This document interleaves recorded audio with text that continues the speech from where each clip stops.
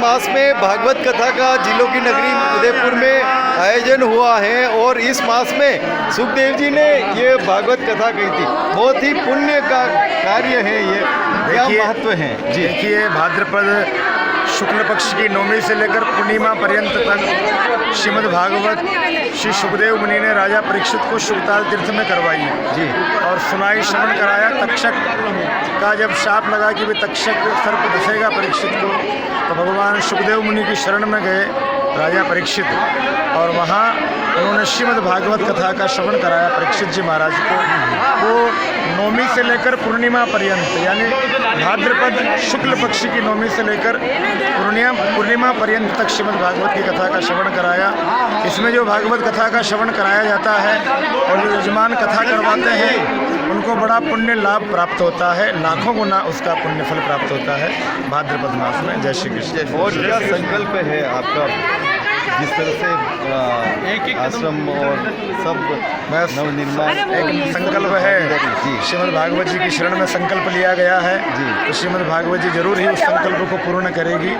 श्री राधा रानी की कृपा से संकल्प निरंतर पूर्ण होते जा रहे हैं, तो इतना विश्वास है कि हमारा संकल्प भी पूर्ण होगा, ठाकुर जी अवश्य ही पूर्ण करेंगे। जय श्री कृष्ण। आप बताएं, किस आनंद आया है? बहुत आनंद, हमको महाराज जी का आशीर्वाद मिला और जो मेरी संकल्प था तो मेरे सबके सहयोग से आज मेरा संकल्प पूरा हुआ और मैं जिस आत्मा से मैं कार्य करना चाहती, वो जिस आत्मा की शांति के जो कार्य करना चाहती हूँ, आज मैं इनसे आप बताओ कैसा आनंद आया? बताओ कैसा आनंद आया? बहुत आनंद। जो किया सब काकिसा ने किया, बहुत मन से किया और सबने सहयोग किया, उसका हार्दिक आभार और धन्यवाद। जय श्री कृष्ण सभी को। गुरु जी का हार्दिक वापस बुलाएंगे जल्दी गुरु जी को। बस अनुमति में है अभी तो जय बिहारी लाल जय। बोलो भागवत भगवान की जय। श्री राम बिहारी गोविंद हरे मुरारी, हे नाथ नारायण वासुदेवा, श्री कृष्ण गोविंद हरे मुरारी, हे नाथ नारायण वासुदेवा, श्री कृष्ण गोविंद हरे। बताओ कैसा आनंद आया?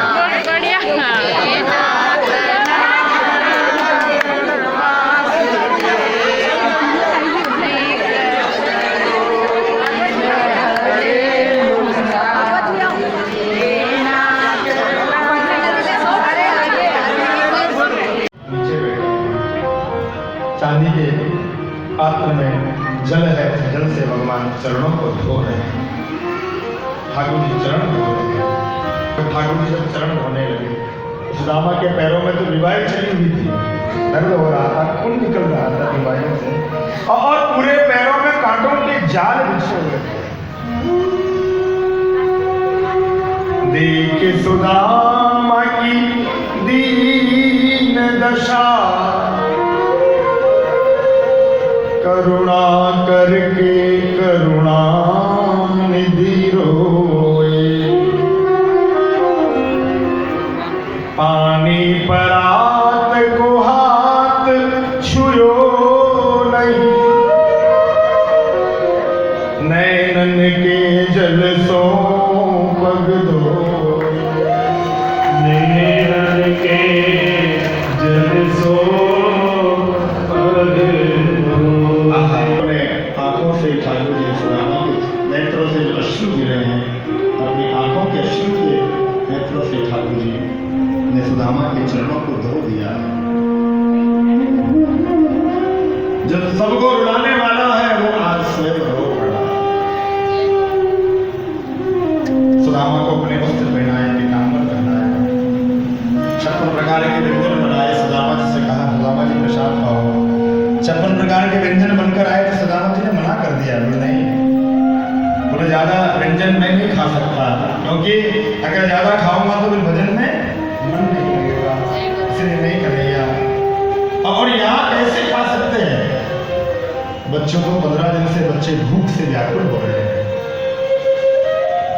सुदामा जी, ये मेरा प्रसाद है, मुझे भोग लगा कर पाओ, कभी विकार नहीं आएगा, कभी तुम्हारी बुद्धि विकृत नहीं होगी।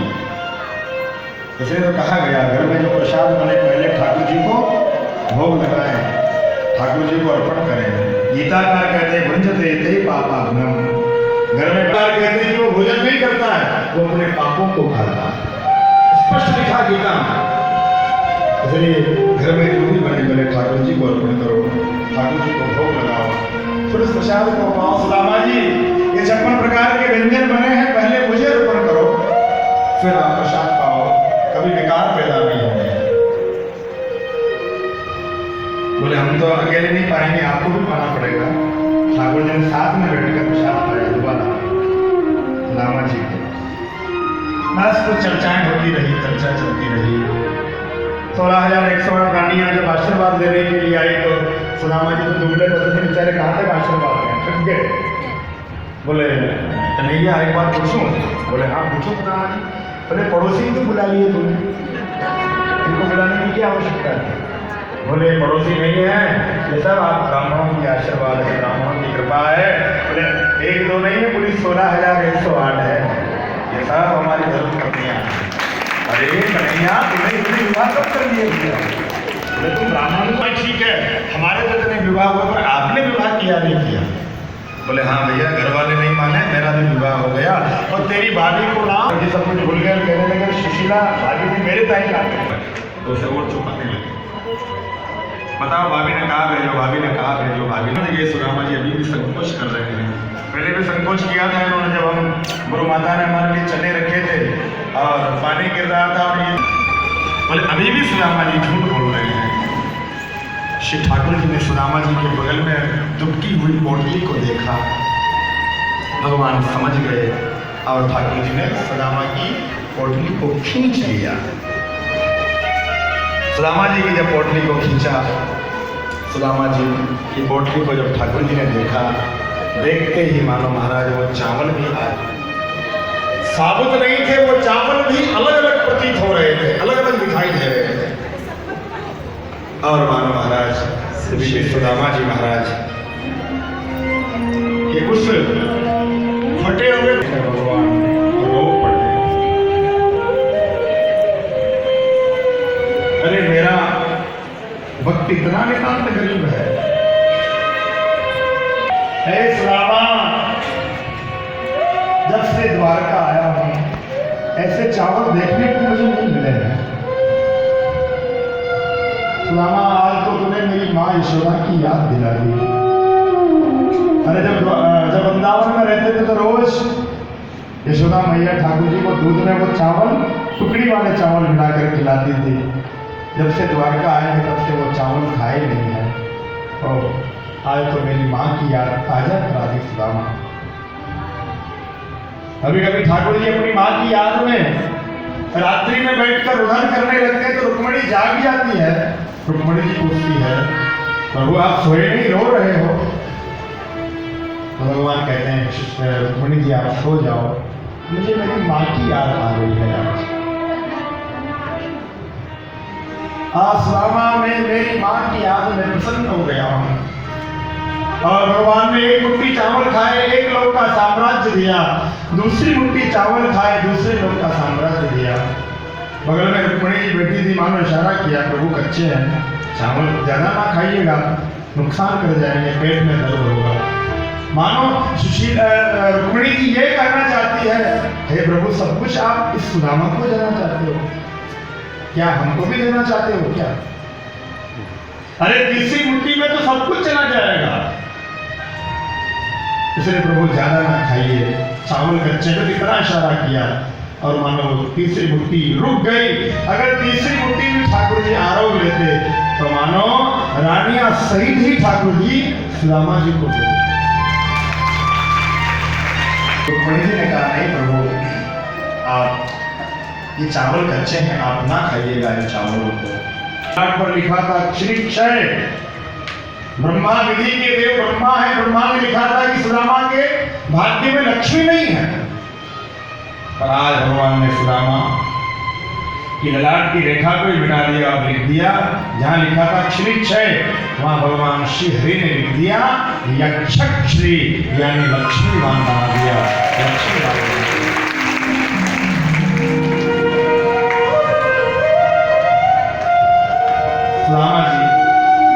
जो भगवान ने अनुग्रह किया, कृपा की।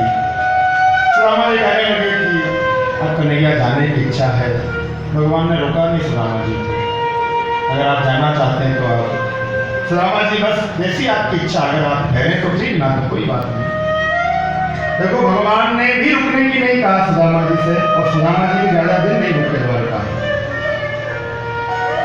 सुदामा जी श्री ठाकुर जी को प्रणाम करके चलने लगे।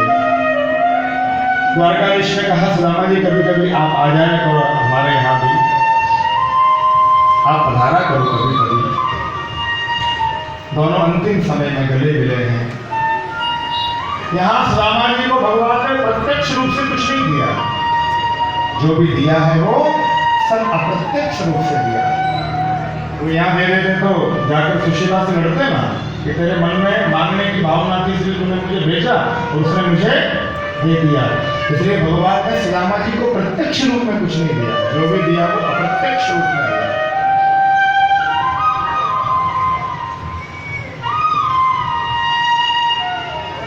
सुदामा जी ने प्रणाम किया ठाकुर जी को। सुदामा जी सुदामापुरी में आए। सुदामापुरी तो पूरी स्वर्ण की बन गई। सुशीला को देखा, सुशीला ये सब क्या है?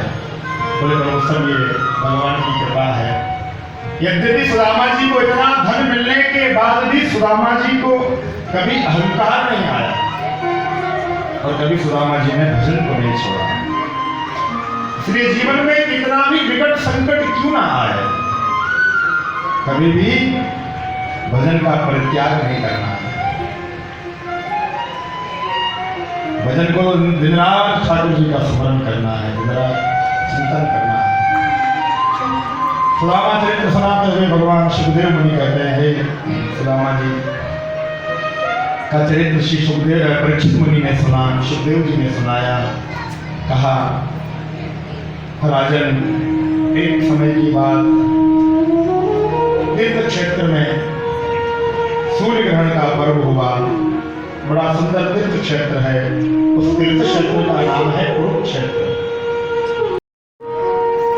आज ब्रजवासियों को भी मालूम पड़ा है कि सूर्य ग्रहण का पर्व है, तो खबर पड़ी कि भाई द्वारकाधीश भी पधारे हैं, तो सारे ब्रजवासी भी आज कुरुक्षेत्र गए हैं। माता यशोदा वृद्ध हो गई है और नंद बाबा भी वृद्ध हो गए हैं। भगवान के सखा जो सब थे वो वृद्ध हो गए हैं, पर आज सुदामा श्री प्रणामो दुःख्य समनम, प्रणामो दुःख्य समनम, संनमामि हरिं परम, नमामि हरिं परम। नाम संकीर्तनं यस्य, नाम संकीर्तनं यस्य, सर्वपाप प्रणाशनम, सर्वपाप प्रणाशनम। प्रणामो दुःख्य समनम, प्रणामो दुःख्य समनम, संनमामि हरिं परम, संनमामि हरिं परम। नाम संकीर्तनं यस्य, नाम संकीर्तनं यस्य, सर्वपाप प्रणाशनम, सर्वपाप प्रणाशनम। प्रणामो दुःख्य समनम, प्रणामो दुःख्य समनम, संनमामि हरिं परम, संनमामि हरिं परम। भगवान श्रीनाथ जी के चरणों से भागवत प्रारंभ की, वही विश्राम देंगे। महाराज भगवान की पहले ही हरिद्वार में कथा का आयोजन हुआ, वहाँ भी हमारे खूब सारे उदयपुर से वैष्णव गए, 354, और श्री हमारे वैष्णव भी पधारे, इस कथा का आनंद लें, राम कथा का श्रवण करें। आइए 2 मिनट भगवान नाम संकीर्तन करते हुए ठाकुर जी के चरणों में इस वाणी को विराम देंगे। गुरु श्री द्वारे तेरी शरण प्रभु, तेरी शरण प्रभु, तेरी शरण प्रभु, तेरी शरण प्रभु, तेरी शरण में आया हूँ, प्रभु तेरी शरण में आया हूँ।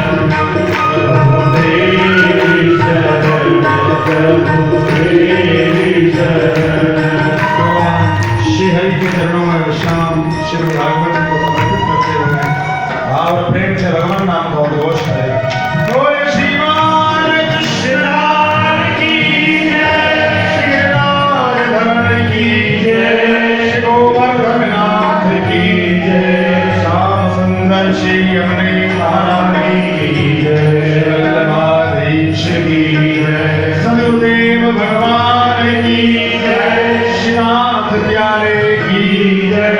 ओम नमः पार्वती पते हर हर महादेव। जय जय श्री राधे, जय जय श्री राधे, जय जय श्री राधे।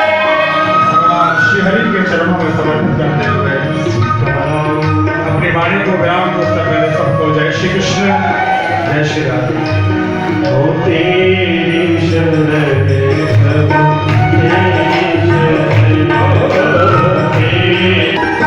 बैठे रहिए सभी, बैठे रहिए सभी लोग, कोई भी बैठे रहिए सभी, कोई नहीं उठेगा, व्यवस्था बना लेंगे। मैंने चांद्रा विद्या सेवा ट्रस्ट में जिन्होंने 11,000 रुपया चांद्रा विद्या सेवा ट्रस्ट में और सामाजिक व्यवहार में पधारे, महाराज जी द्वारा आशीर्वाद लें और शांति रखें। कोई गलती नहीं है, सभी जने यहाँ पर प्रसाद प्राप्त करके जाएंगे। जो भगवान का प्रसाद बना है वो आप सब प्राप्त करके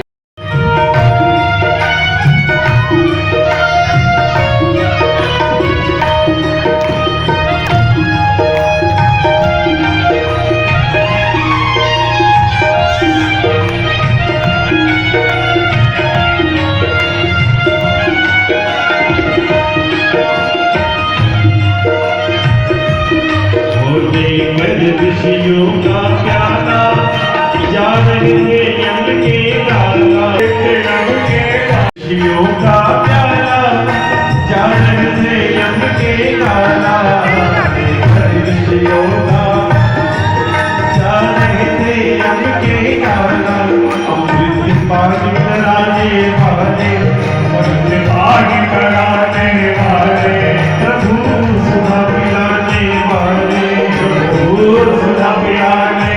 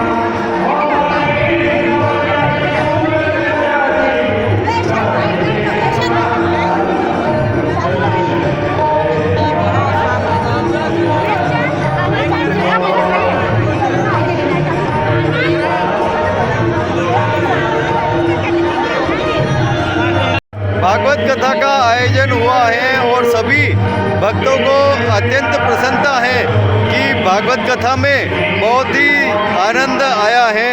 भाद्रपद मास में भागवत कथा का एक अलग ही आनंद है और जो सुखदेव जी ने भागवत कथा नवमी से पूर्णिमा तक राजा परीक्षित को सुनाई थी, इसी भाद्रपद मास में आज भी ये भागवत कथा इसी समय में पूर्ण हुई है और सभी भक्तों को बहुत ही आनंद हुआ है।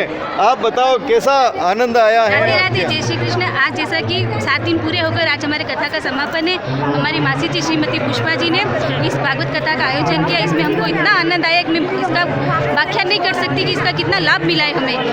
तो भगवान से कृपा करती हूँ कि वो हमें इसी तरह वो लाभ आगे दिलाते रहे। जय श्री कृष्ण। राधे राधे। राधे राधे। मेरी छोटी बहन ने कथा गवाई, उसका बहुत आनंद लिया, बहुत आनंद बरसाया है भगवान ने। भगवान को आनंद आया, उसको धन्यवाद होता रहे, सकता रहे, इसी कृपा हो। जय श्री कृष्ण। राधे राधे। पुष्पा जी द्वारा आयोजन किया गया भागवत सप्ताह का, भागवत पुराण का, जो बहुत ही गौरवपूर्ण की बात है। एक मालवीय समाज के लिए, परिवार के लिए बहुत ही राधे राधे। कृष्ण राधे राधे। आज मेरी बहन ने भागवत कथा का आयोजन कराया था, आज उसका समापन है। बड़ी धूमधाम से मनाया और खूब आनंद लिया और इसी तरह कथा बसती रहे और उसने 7 पीढ़ियों को तरह दिया है। अच्छा आनंद आया है। बहुत ही अच्छा कार्य किया है। जी बताएं, क्या नाम है आपका और कैसा लगा? प्रियंका। हाँ, अच्छा लगा, बहुत अच्छा। इसको भी बहुत मजा आई थी, बहुत डांस किया। अच्छा लगा। आनंद आया है? बढ़िया रहा, अच्छा रहा। राधे राधे। 7 दिवसीय भागवत कथा का आज पूर्णाहुति हुई है और ये पुष्पा जी लोहार हमारे बड़े दीदी हैं, उन्होंने कराया आयोजन। बहुत ही आनंद मिल रहा है लोगों के लिए। और गुरुदेव को यहाँ से विदाई समारोह करेंगे।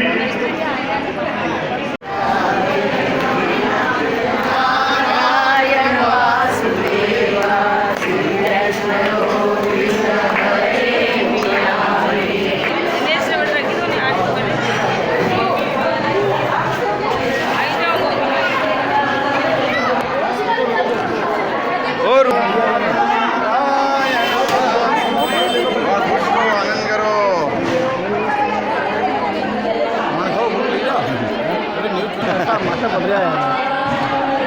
जी बताएं, कैसा आनंद ठाट रहा है? पूज्य महाराज श्री द्वारा आयोजित भागवत कथा में हजारों श्रद्धालु ने माहेश्वरी धर्मशाला में पुष्पा जी लोहार के यजमान के सानिध्य में ज्ञान, वाणी और विभिन्न प्रकार के भागवत के चरणों के रसपान किया। पूज्य महाराज श्री के द्वारा जो भी कथाएं आयोजित होती है उनमें श्रद्धालु और भक्तों की संख्या बहुत अधिक रहती है और वरिष्ठ साथी भी महाराज जी के स्वागत के लिए पधारते हैं। आज श्री लाड आमेटा ब्रह्म संस्था के अध्यक्ष राजेश जी आमेटा और मेवाड़ क्षेत्रीय महासभा के अध्यक्ष श्रीमान बालू सिंह जी कानावत भी भागवत कथा श्रवण के लिए पधारे और लाभ प्राप्त किया। जिलों की नगरी उदयपुर में भागवत कथा का आयोजन हो रहा है और वेंकटेश भाई वृंदावन से आए हैं कथा के लिए। भागवत कथा वैसे ही सभी के मन को निर्मल कर देती है और ऐसी तृप्त करती है कि सभी एक प्रेम भाव में मग्न हो जाते हैं इस कथा में। आप बताएं किस तरह से यहाँ पर कथा हो रही है और क्या भाव इस कथा में भक्तों को मिल रहे हैं? जय श्री कृष्ण, जय श्री राधे। श्रीमान वेंकटेश जी भाई जी वृंदावन से पधारे हैं और सब लोग इतने आनंद विभोर हो जाते हैं कथा में कि महाराज जी का जब व्यासपीठ पे बैठे महाराज जी और किसी को अगर चेहरा भी नहीं दिखता है तो भी सब लोग होते हैं हमको कथा समझ में नहीं आ रही है क्योंकि महाराज जी का चेहरा नहीं दिखता है, इसलिए उनको महाराज जी का चेहरा भी दिखना चाहिए और कथा भी सुनाई देनी चाहिए। फिर वो नाचने के लिए उत्सुक रहते हैं। जैसे ही महाराज जी भजन गाते हैं सब लोग नाचने के लिए आतुर हो जाते हैं और नाचते गाते और एंजॉय करते हैं। आप बताओ क्या कहना है आपका? जी बताएं, क्या कहना है? जय श्री कृष्णा, राधे राधे।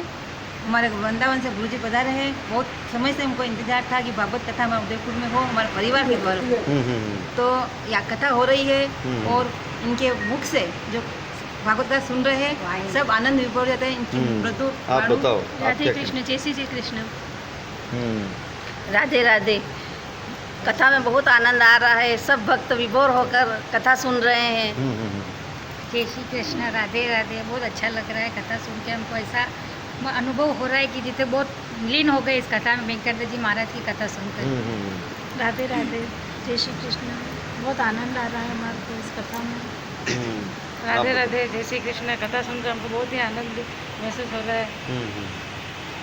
राधे राधे, जय श्री कृष्ण। जी। पूज्य वेंकटेश भाई जी की लगभग 100 भागवत कथा व्यासपीठ पर हो चुकी है। श्रीमती पुष्पा जी लोहार के यहाँ पर आज यजमान बने हैं पुष्पा जी। श्री चंद्रा जी वेंकटेश भाई के ट्रस्ट के संयोजक हैं। इनके आग्रह पर पुष्पा जी ने ये भागवत कथा का आयोजन किया है। इससे हमें इतना आनंद प्राप्त हुआ है। भगवान श्री कृष्ण से प्रार्थना है कि पुष्पा जी को भगवान की प्राप्ति हो और उनका परिवार आनंद करे। ये भगवान की कथा है, इसमें सब आनंद ले गए। तो ये आनंद किस्मत वाले को ही मिलता है। कथा जो आज चल रही है वो भगवान विराट स्वरूप से चल रही है और भगवान के जन्म तक वो मतलब रास लीला भी चलेगी इसमें। मतलब इसमें क्या आनंद का बहुत ज़्यादा आनंद का वर्षा हो गई है। जय श्री कृष्ण, राधे राधे। हम लोग संगीतमय कथा का पूरा आनंद ले रहे हैं। राधे राधे। राधे राधे, राधे राधे, जय श्री कृष्ण। मैं छोटी बहन कथा करवा रही है और मुझे बहुत आनंद आ रहा है और बहुत खुशी हो रही है ये कथा में। और बहुत नाचने गाने का और सुनने की इच्छा होती है और बहुत होता है, विभोर होता है मन में। पूछो मत, ये पहली बार हमारे महाली लोअर समाज के अंदर पहली बार हुआ ये और बहुत बढ़िया आनंद आया 7 दिन के अंदर। धन्यवाद। पुष्पा जी ने जो करवाया मालवी लोहार समाज से तो बहुत ही अच्छा लगा। 7 दिन तक आनंद लिया। पुष्पा जी। हाँ बताओ। बहुत अच्छा आनंद रहा कथा सुनने का, बहुत मजा आया। जय श्री कृष्ण सर। ये जो भागवत कथा जो आयोजित हो रही है श्री वेंकटेश भाई जी द्वारा, ये जो बहुत अच्छी चल रही है और ये जो कार्यक्रम करवाया है श्रीमती पुष्पा जी जो अध्यापक है व्यवसाय से, बहुत अच्छा काम किया और सराहनीय काम है। आनंद ठाठ रहा बहुत। मैंने 7 दिन तक बराबर कथा का श्रवण करा और जो नहीं सोचा उससे ज़्यादा मतलब ये सुनने वाले आए, जिसमें महिलाओं का बहुत ज़्यादा योगदान रहा। महिलाओं ने बहुत मतलब कथा का श्रवण करा और जो मुख्य जजमान है ये सारा श्रेय उन्हीं को जाता है। ऐसे भागवत कथा हर बार होना चाहिए और बहुत अच्छा लिया कथा का। और जो करवाने वाले थे वो भी दीदी भी, पुष्पा दीदी भी बहुत अच्छे हैं, व्यवहारिक में हर चीज़ें और बहुत अच्छा कार्यक्रम हो रहा है। सभी चाहिए। क्या कहना? जय श्री कृष्ण। 7 दिन तक चली इस भागवत कथा में आप सभी का सहयोग रहा, जिससे कि भागवत कथा बहुत ही अच्छी और सभी ने बहुत ही आनंद से इस 7 दिनों का पूरा आनंद लिया। इस कथा का आयोजन कराने के लिए पुष्पा आगे साहब को बहुत बहुत धन्यवाद, साधुवाद। और क्या कहना है? अरे सर क्या ये हमारे समाज के अंदर एक बहुत बड़ी मिसाल कायम की दीदी ने आयोजन में, और कथा आयोजन के बहुत शानदार आयोजन हुआ है इसमें, जो आशंका से भी बहुत बढ़ के अच्छा कार्यक्रम आयोजन किया है। तो उनकी बहुत बहुत बधाई है, पात्र है और हमारे समाज को भी थोड़ा इससे वो मिलेगा, है ना, मिलेगा। जो 7 दिवसीय जो भागवत कथा चली थी बहुत अच्छी थी और पंडित जी ने एक चीज़ को मतलब अच्छे से समझाया और श्रोतागण में भी बहुत उत्साह था, जो बहुत अच्छे से उसको पढ़ रहे थे भागवत कथा को। बहुत अच्छा लगा। आप बताओ। जय श्री कृष्ण। कैसा आनंद आया? मज़ा आ गया। है। हाँ। वाह। आप बताओ। बच्चों को तो खूब आया मज़ा हाँ। और लॉस तो है कि आऊँगा मैं खाऊँगा। हाँ, वाह, जय हो।